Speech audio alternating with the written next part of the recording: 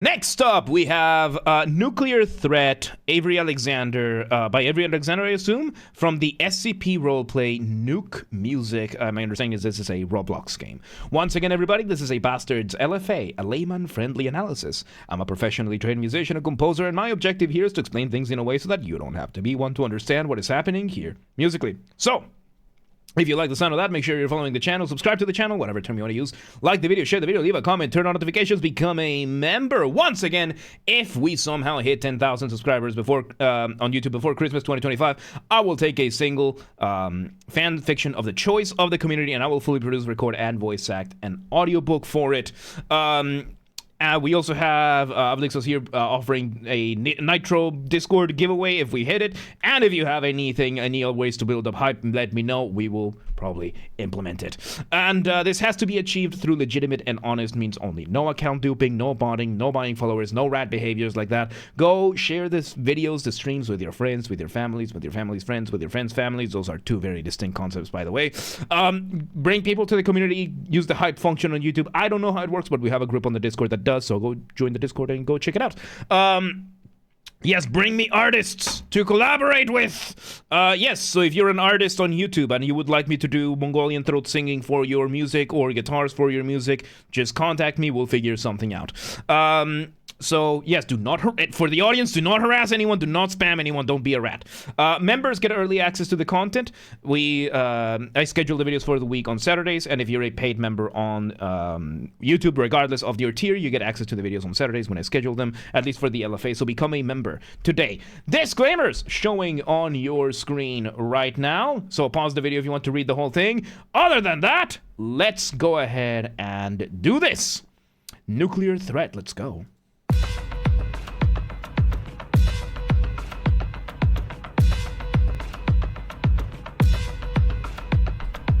All right, so, oh my god, Oshino. Remind me afterwards. Thank you for the 27 Arctic pesos. So, we start with a very cool, very cool beat. We're having the drums doing their thing while we have a siren giving us a bit of an offbeat, syncopation. Syncopation just means it's offbeat. So, you know what? I'm gonna just, right now, before I forget, because I'm gonna forget otherwise. So 27.99, that's 20.06. So let me just add here 20.06 plus whatever the result for the other one is. All right, so yes, we got this going on. Thank you once again for your very generous support. I really do appreciate it. So let's see where this goes. We're repeating, but now we're incorporating another synth in the middle, giving us a little bit of extra texture. We bring in some bass C. Let's see if it repeats. Okay, so this so far is a layered, repeated layer, it's a loop type of composition where every repetition we're introducing a new element. This is a very cool way. It's a very tricky way of making a piece work, but it can work really well. Because when you're making music, you want to keep a very careful balance between what is familiar and what is new. Too much familiarity, too much repetition, too much of the same thing, you risk boring the listener, they tune out. Too much new material, too much new stuff too quickly, you risk overwhelming the listener, they tune out. So, being able to do a loop where you are adding new stuff every repetition is a really cool way of doing this, and the risk is that you need to find that balance. And yes, Lixos, I am from Guatemala. I usually give people like, you have one try, but yeah, I am from Guatemala. So go ahead and have a good one. Good to see you. So yeah, let's see where this goes. It sounds like you're in a mission theme music. Yes, this is for a video game. This is for the purposes of scoring. So, when it comes to video game music, a lot of the times you don't need the listener to be fully focused on the music. So you want to achieve vibe instead of achieving admiration. So, the way I chart this is by using a variation of the chart for the Uncanny Valley. So the Uncanny Valley, for those of you who don't know, is a chart that looks like this. So the uncanny valley is how realistic a machine is built versus how realistic a human being perceives the machine to be. Basically, if you look at video games from anywhere between 2010 and 2017, 2018, maybe 2020, you will see the characters for AAA games. They look realistic, but they don't look human. Even though they look very, very realistic, not realmente un bastard.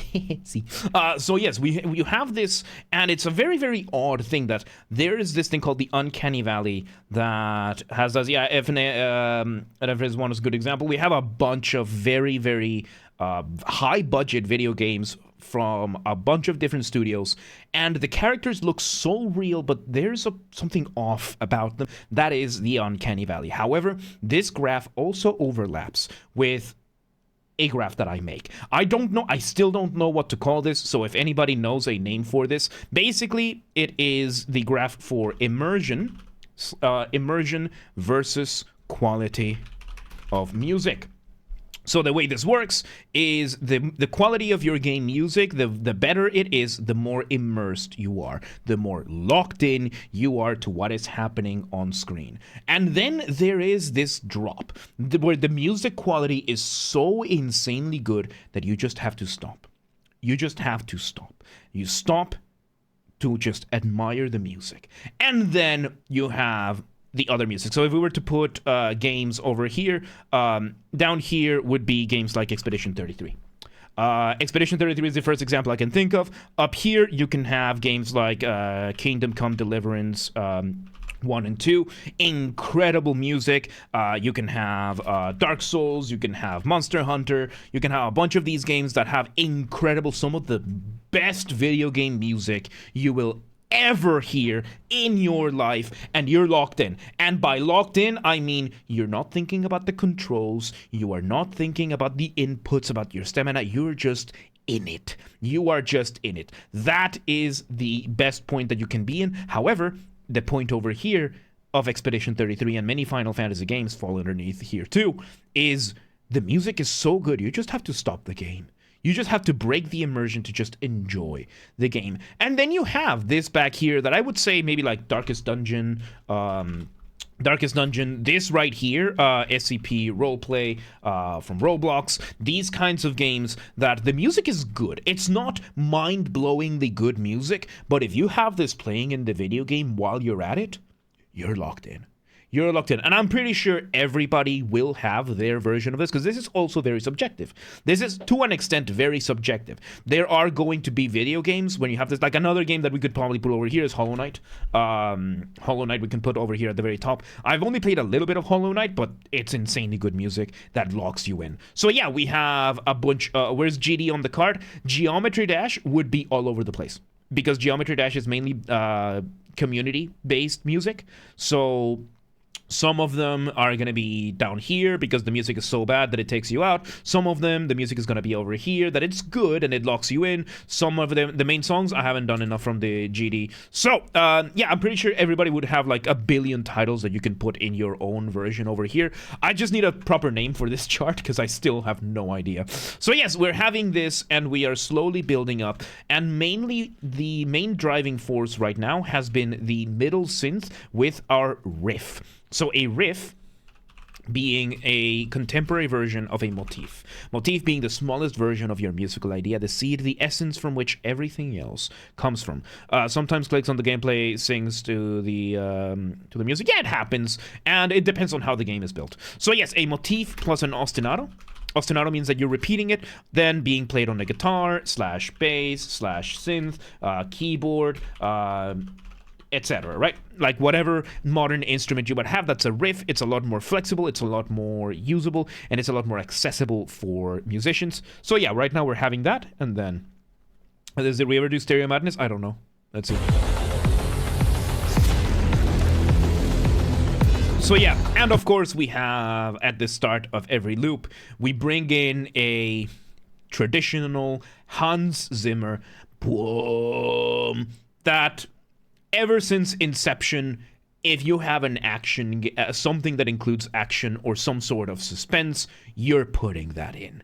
It's so effective. Usually it is done with the trombones or the tuba, and it's just super effective. Right now we're doing it with a synth version of it, like a sample, and it's still really good. Let's see where this goes.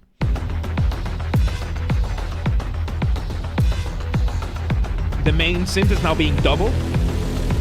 We bring it. We're slow, and it sounds like it's slowly accelerating. Let's see. Build up, and now.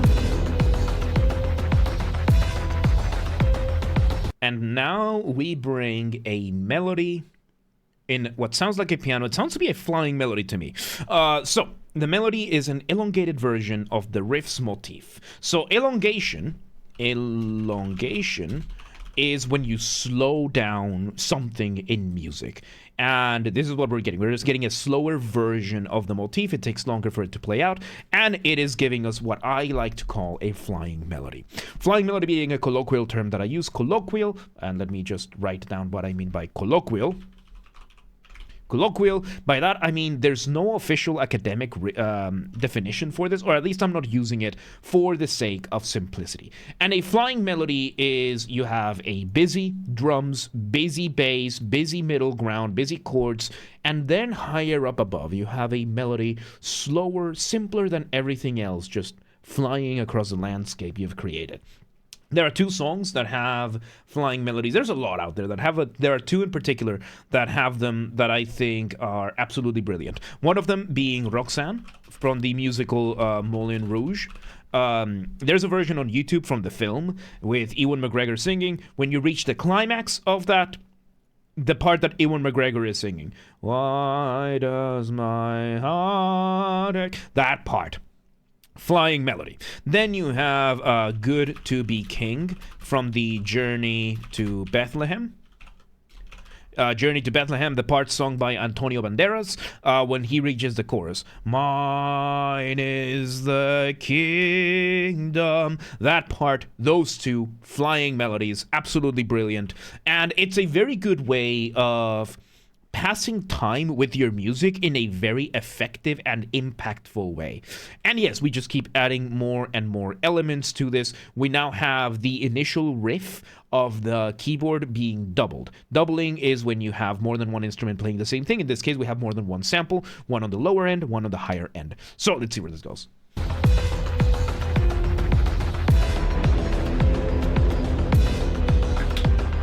So you can hear the piano kind of in the background, flying, and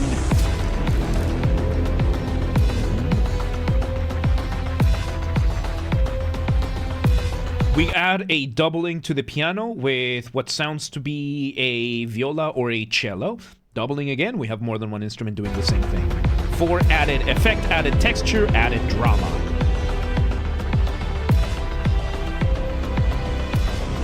Now we're doing counterpoint with the violin, with the viola. I think it's a viola.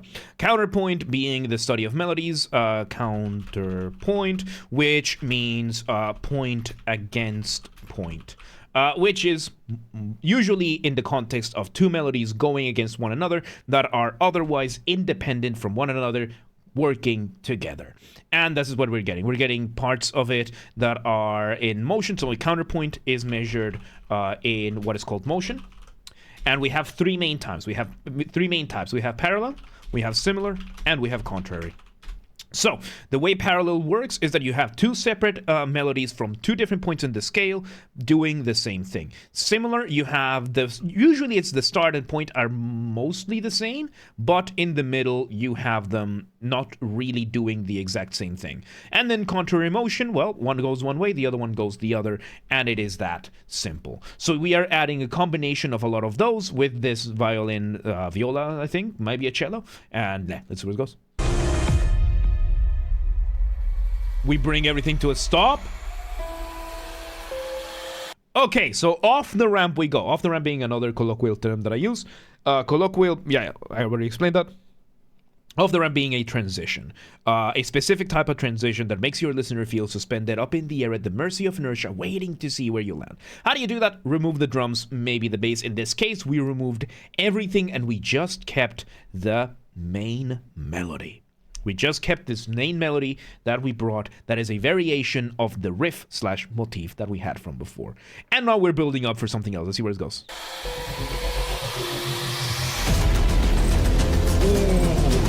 We drop the beat, we bring more bass, we bring a new set of drums, bring in percussions basically.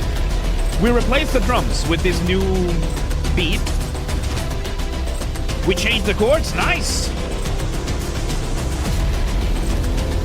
Oh.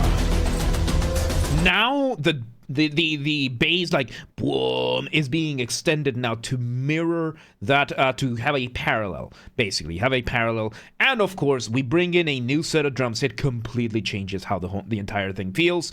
Goes to show once again the importance of your rhythm and your percussions and everything and your accompaniment. Yes, I am bringing it up. If you want to listen to another piece or another song where this happens, listen to the intro of The Mirror by Dream Theater.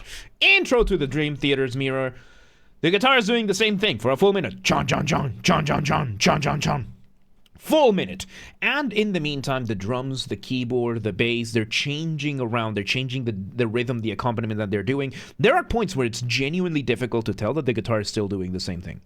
And if you don't believe me, go listen to it. The guitar is doing the exact same thing. It's doing an ostinato, the exact same thing for the full minute. So we're doing in a slightly different way. We're doing something like that over here. We've brought a less bass intensive drums over here. We're doing more like orchestral percussion for this to give it a more action film feel while keeping the other elements. We bring back basically everything else from the loop. We just changed the drums and we changed the little boom to extend it to be part of the motif, of the new motif. Let's see where this goes.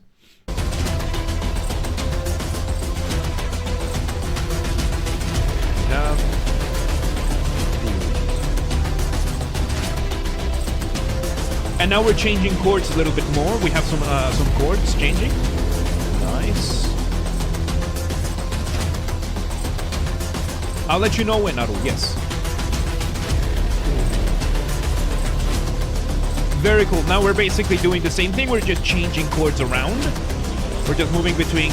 We are enacting a chord progression, basically. And a chord progression just means the chords that you're playing in whatever order you're playing them. So far, we had been playing mainly through one single chord, and now we're playing over multiple.